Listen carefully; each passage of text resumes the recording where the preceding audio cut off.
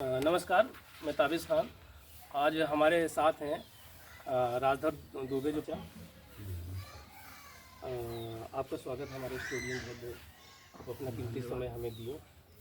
आपसे हमारा कुछ क्वेश्चन है कि नवनिर्वाचित सरकार की भूमिका और विपक्ष की भूमिका, और विपक्ष के रूप में राहुल गांधी देश के हित में उनकी क्या भूमिका होनी चाहिए?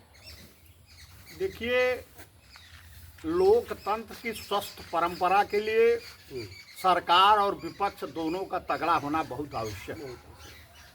अब देश में लोकसभा का चुनाव हो गया है, सरकार चुन ली गई है और विपक्ष के नेता श्री राहुल गांधी जी भी चुन। अब दोनों लोगों को, देश के प्रधानमंत्री श्री नरेंद्र मोदी साहब को और देश के विपक्ष के नेता श्री राहुल गांधी जी को, दोनों लोगों को मिलकर के जो देश में बढ़ती महंगाई हाहाकार मचा रही है, उस अंकुश करने की लड़ाई लड़नी चाहिए। जो हमारे नौजवान काफ़ी आहत हैं, काफ़ी दुखी हैं, चाहे परीक्षा को लेकर, पढ़ाई को लेकर, एम्प्लॉयमेंट को लेकर, रोजगार को लेकर, उसको आगे बढ़ाने के लिए काम करने की आवश्यकता है, ज़रूरत है। मेरा मानना है कि लोकसभा में जो एक विपक्ष के नेता के हैसियत से राहुल जी ने सरकार को आमंत्रित किया कि अगर आप अच्छा काम करते हैं, आप बढ़िया काम करते हैं, तो उन्होंने हाथ मिलाने का जो वादा किया वह सराहनीय कदम है। अब सरकार को भी चाहिए कि विपक्ष के लोगों को विश्वास में लेकर के देश को आगे बढ़ाने के लिए काम करना चाहिए और सोचना चाहिए। तानाशाही, हिटलरशाही यह लोकतांत्रिक देश में संभव नहीं है, जहां राजा का और एक वनवासी का मत एक है। एक ही मत वो भी दे सकता है, एक मत वो भी दे सकता है। ऐसे देश में इस तरीके की कोई सोच नहीं बनानी चाहिए। सबको मिलजुल करके देश को आगे बढ़ाने के लिए काम करना चाहिए। मैं तो बल्कि आह्वान करना चाहता हूं उन शिक्षाविद से, उन साइंटिस्ट से, उन पत्रकार बंधुओं से, उन समाज सेवी लोगों से कि सरकार को और विपक्ष को, दोनों लोगों को मिलकर चलने का, देश को आगे बढ़ाने की सलाह दें। अगर सरकार की तरफ से कोई जाति हो रही है तो खुलकर उसकी आलोचना हो, उनको समझाने का प्रयास हो। अगर विपक्ष की तरफ से कोई गलती होती हो, कोई भूल होती हो, तब उसको भी समझाने का और मनाने का भी प्रयास करना चाहिए, जिससे यह देश आगे बढ़े और देश की तरक्की हो। और देश की जनता ने सरकार भी चुना है मजबूती से, विपक्ष भी चुना है मजबूती से, और विपक्ष के नेता की आवाज़ जनता की आवाज़ होती है। विपक्ष के नेता प्रस्ताव रखते हैं और सरकार उस पर अमल करती है। यही इस देश की लोकतांत्रिक व्यवस्था है। और मैं समझता हूं कि दोनों लोगों को या देश के सभी लोगों को मिलजुल करके वर्तमान समय में काम करना चाहिए।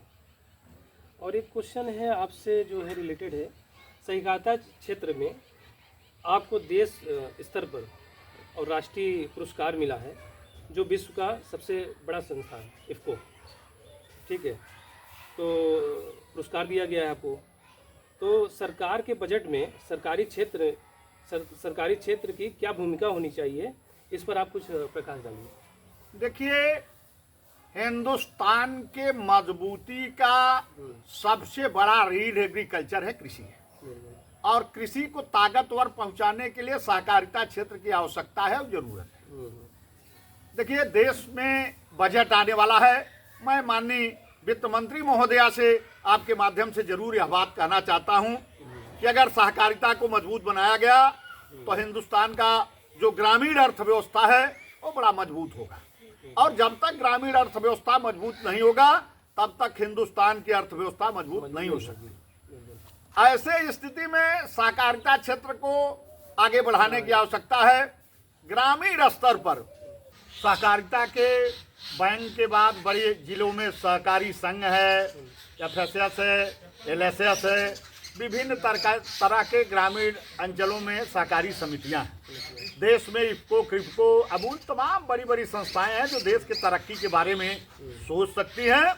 और बगैर सहकारिता के देश की अर्थव्यवस्था मजबूत नहीं हो सकती। जब तक ग्रामीण अर्थव्यवस्था पर आप फोकस नहीं डालेंगे, प्रकाश नहीं डालेंगे, उनको आगे नहीं बढ़ाएंगे, तब तक काम आगे नहीं बढ़ेगा। मैं माननीय वित्त मंत्री महोदया से पुनः मांग करना चाहता हूं कि आप सहकारिता को मजबूत करें, जिससे देश की अर्थव्यवस्था मजबूत हो, नौजवानों को काम मिले, बेरोजगारों को काम मिले, देश आगे बढ़े। यही सोच सहकारिता की।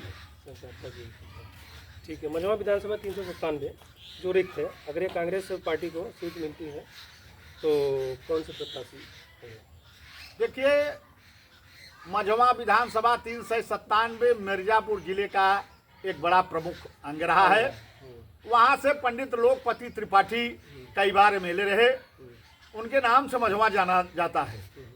उनके साथ में, उनके बाद में भी रुद्र प्रसाद सिंह जी मंत्री रहे, विधायक रहे, और कई लोग, तमाम लोग विधायक बार बार बने और मझवा विधानसभा के बारे में सोचते रहे।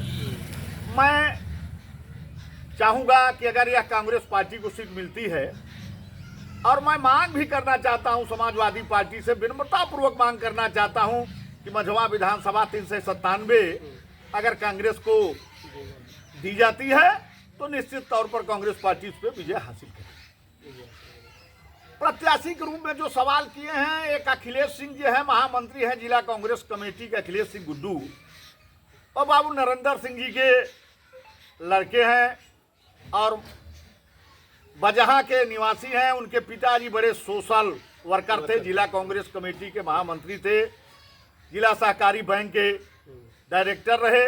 उनके पिताजी नरेंद्र बहादुर सिंह के पिताजी अखिलेश सिंह के बाबा जी जिला सहकारी बैंक की स्थापना में मुख्तार साहब का बड़ा रोल रहा। अखिलेश सिंह भी कोऑपरेटिव बैंक के डायरेक्टर रहे, विभिन्न सहकारी संस्थाओं के चेयरमैन रहे।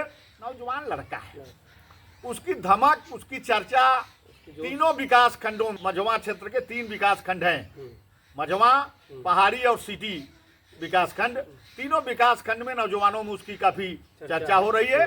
कांग्रेस पार्टी उसको प्रत्याशी बनाने के बारे में निश्चित तौर पर सोच रही है, विचार कर रही है। वैसे विधानसभा का चुनाव है, तमाम कार्यकर्ता टिकट मांगेंगे, निर्णय हाईकमान को करना है। हाईकमान जिसको टिकट देगा, सारे लोग उसको मिलजुल करके काम करेंगे।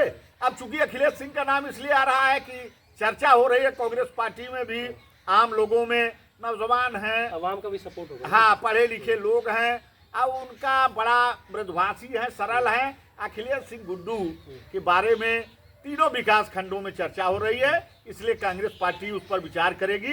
निर्णय हाईकमान का होगा, जैसा निर्णय होगा सारे लोग सर्वमान्यता से काम करेंगे। हाँ, भारत सरकार ने जो 3 कानून बनाया है वह निश्चित तौर पर स्वागत है।